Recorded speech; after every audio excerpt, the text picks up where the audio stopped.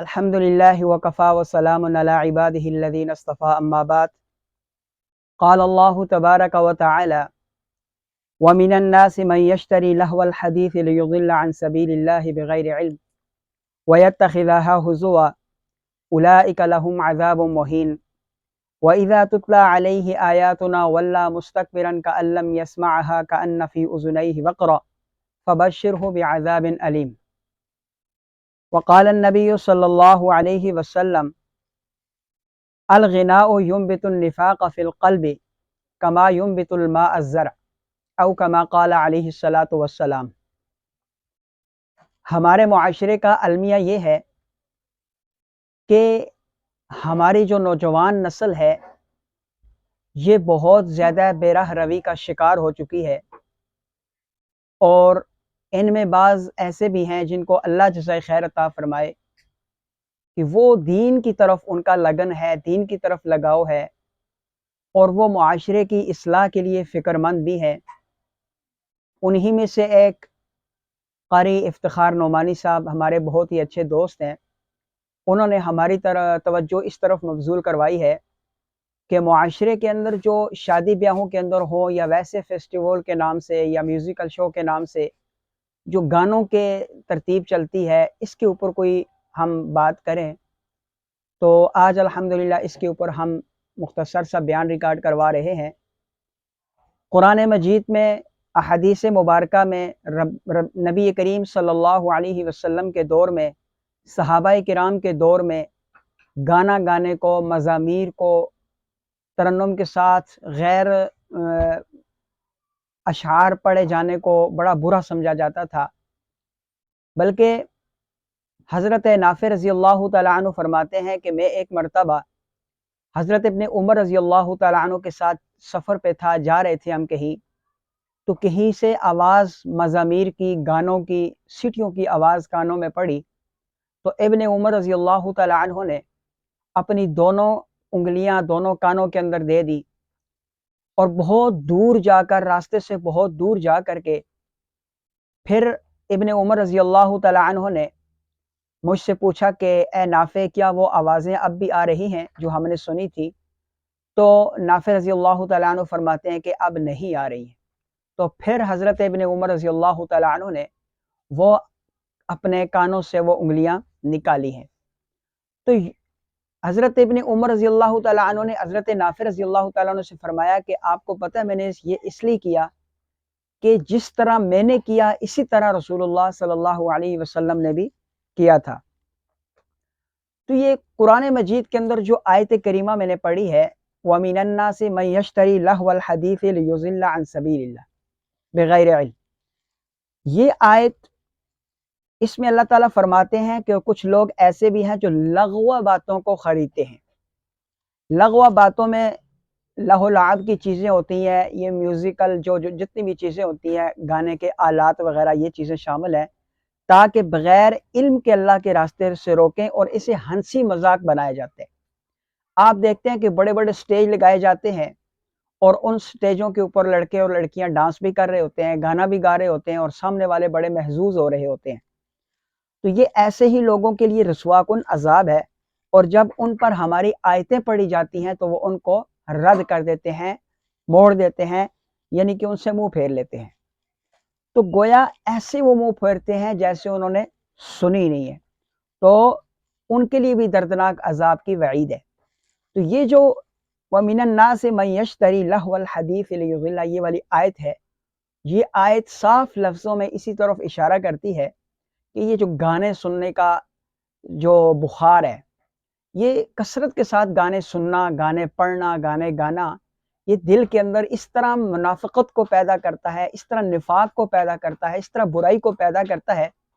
پھر اس دل کے اندر اللہ کی یاد، اللہ کا ذکر، اللہ کی باتیں، قرآن تلاوت، نعت، یہ چیزیں بوجھل لگتی ہیں، بھاری لگتی ہیں، اور پھر ان چیزوں کو سنا نہیں جاتا. تو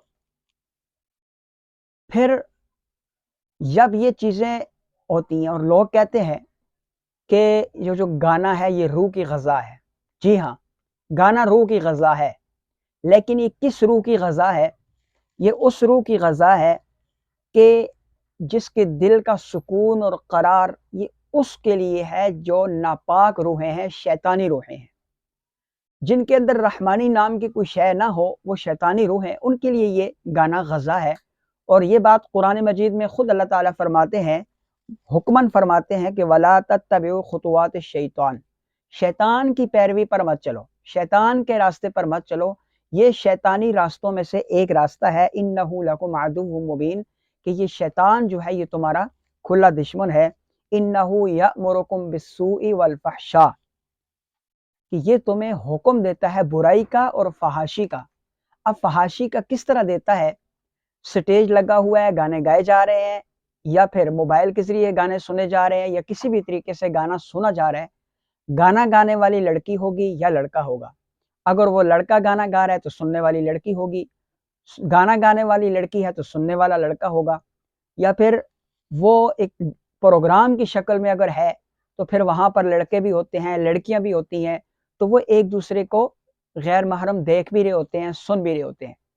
رسول اللہ صلی اللہ علیہ وسلم کا فرمان ہے کہ آنکھوں کا زنا یہ ہے کہ وہ غیر محرم کو دیکھتی ہیں، زبان کا زنا یہ ہے کہ وہ اس سے کلام کرتی ہیں، دل کا گناہ یہ ہے کہ وہ اس کو جگہ دیتی ہے، ہاتھوں کا گناہ یہ ہے کہ وہ غیر محرم کو چھوتے ہیں، پاؤں کا گناہ یہ ہے کہ وہ زنا یہ ہے کہ وہ اس کی طرف چلتے ہیں، اور شرمگاہ کا زنا یہ ہے کہ وہ اسے سچا کر دیتی ہے یا جھوٹا کر دیتی ہے۔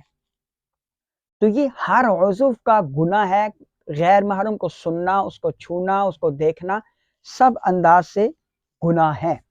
تو یہ ان چیزوں سے شیطان نے منع کیا۔ مسلمان کی روح کی جو غذا ہے وہ کیا ہے؟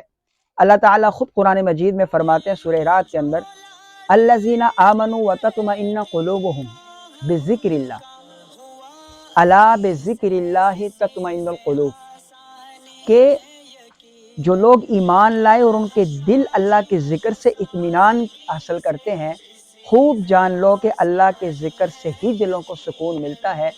گویا جو مسلمان ہیں، جو اللہ کے، رسول اللہ صلی اللہ علیہ وسلم کے، صحابہ کرام کے، اہل بیت کے دین کے شیدائی ہیں، ان کے روح کی جو غذا ہے وہ اللہ کا ذکر ہے، قرآن ہے، تلاوت ہے، نماز ہے، اللہ کی یاد ہے ان کے دل کا غذا۔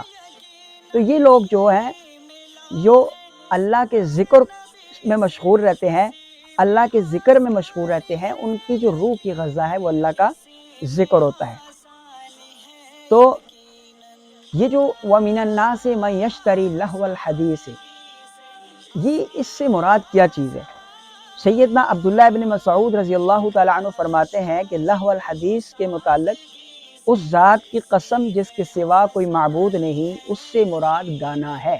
یعنی لہو الحدیث سے مراد، عبداللہ ابن مسعود رضی اللہ تعالیٰ عنہ اللہ کی قسم اٹھا کر کہتے ہیں کہ اس سے مراد گانا ہے، اور آپ نے یہ بات 3 مرتبہ دہرائی ہے۔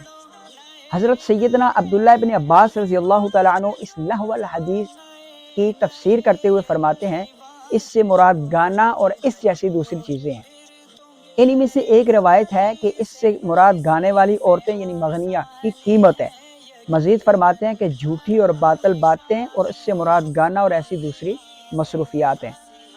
سیدنا جابر بن عبداللہ رضی اللہ تعالیٰ عنہ فرماتے ہیں کہ اس سے مراد گانا اور گانے سے کسی بھی طرح کا فائدہ اٹھانا اور اس کے ذریعے دوسرے کو فائدہ پہنچانا ہے۔ یہ لہو الحدیث کی تفسیر کی جا رہی ہے۔ امام مجاہد رحمۃ اللہ علیہ لہو الحدیث کی تفسیر گانا بجانا سے کرتے ہیں، جبکہ دوسری روایت میں فرماتے ہیں کہ اس سے مراد گانا گانے والا مرد یا عورت کو کثیر مال یا گانے کے عوض کوئی اور مال دینا یا نفع حاصل کرنا مراد ہے۔ ایک جگہ امام مجاہد رحمۃ اللہ علیہ لہو الحدیث کی تفسیر بیان فرماتے ہوئے فرماتے ہیں کہ اس سے مراد ڈھول ہے۔ عکرمہ رضی اللہ تعالیٰ عنہ کا قول ہے کہ لہو الحدیث سے مراد گانا ہے۔ اس طرح بہت سارے جو راوی ہیں، جو بزرگان دین گزرے ہیں، صحابہ کرام گزرے ہیں، وہ اس حدیث کی، قرآن پاک کی اس آیت کے اس لفظ سے مراد گانا لیتے ہیں، میوزک لیتے ہیں، مزامیر لیتے ہیں، یہ چیز مراد لیتے ہیں۔ اور یہ چیز جو ہے بہت ہی قبیح اور غلط اور شیطانی چیز ہے، इमाम तिबरी रहमतुल्लाह अलैह का फरमान है, साहिब तरीन कौल यही है, कहा जाए कि इसका मफहूम ये भी लिया जाएगा कि इससे मुराद हर वो बात जो अल्लाह की राह से गाफिल करती है, और अल्लाह की राह से गाफिल करने वाली चीज़ों में गाना सबसे अहमियत वाली चीज़ है। जिस आदमी को गाना गाने की लत लग जाए वो गाना कभी छोड़ नहीं सकता, फिर उसकी रूह की ग़ज़ा बन जाती है और फिर उस शख्स को अल्लाह के ज़िक्र की तौफीक कम होती है, क्योंकि अल्लाह ताला ने लहव वल हदीस उमूमियत के साथ ज़िक्र फरमाया है। इसमें किसी एक चीज़ को दूसरी के साथ ख़ास नहीं किया, और यह अमूमन उन चीज़ों के लिए भी दलालत करता है जो अलग से बेतख़सीस ज़िक्र की गई हैं।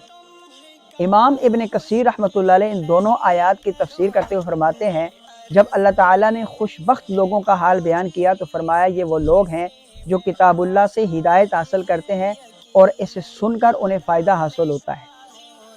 ये चंद बातें कुरान और हदीस की रोशनी में हमने बयान की हैं जो गाना गाने से मुताल्लिक़ हैं।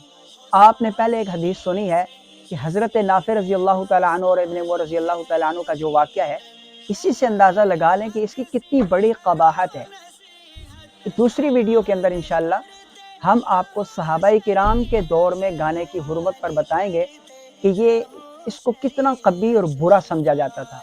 आपसे दरख्वास्त ये है कि आप हमारी इस वीडियो को और हमारे चैनल को सब्सक्राइब करें, लाइक करें, शेयर करें और अपने तमाम दोस्तों को बताएं, और हमारी इस्लामी और अच्छी वीडियोज़ का इंतज़ार करें।